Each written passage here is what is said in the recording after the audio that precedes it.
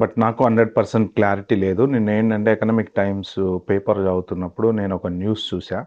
దానికి followed by కొంత నేను రీసెర్చ్ చేస్తే అది ఈఈఓసీ అని ఒక ఆర్గనైజేషన్ ఉంది కదా!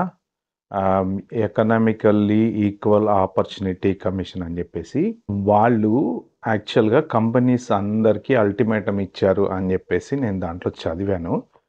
సో, నాకు 100% తెలీదండి ఇంతవరకు. నేను నేను 2, 3 న్యూస్ పేపర్‌లో బిజినెస్ టైమ్స్‌లో ఒక దాంట్లో, ఎకనామిక్ టైమ్స్‌లో ఒక దాంట్లో దీని దీని గురించి చదివాక నాకు డౌటొచ్చింది. ఇదేంటంటే బేసిక్‌గా అమెరికన్ సిటిజన్స్‌కి జాబ్స్ ఇవ్వకుండా హెచ్-1బీ వాళ్ళకి జాబ్స్ ఇస్తున్నారు అనేసి ఈ ఈఈఓసీ వాళ్ళు ఇన్వెస్టిగేషన్ స్టార్ట్ చేశారని చెప్పి చదివాను నేను.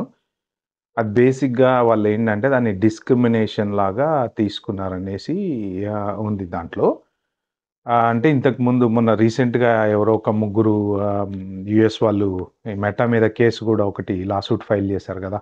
హెచ్-1బీ వాళ్ళకే ఎక్కువ ఇస్తున్నారు జాబ్స్, లోకల్ వాళ్ళకి ఇవ్వట్లేదు అని జెప్పేసి అది గూడా ప్రస్తుతానికి నడుస్తుంది.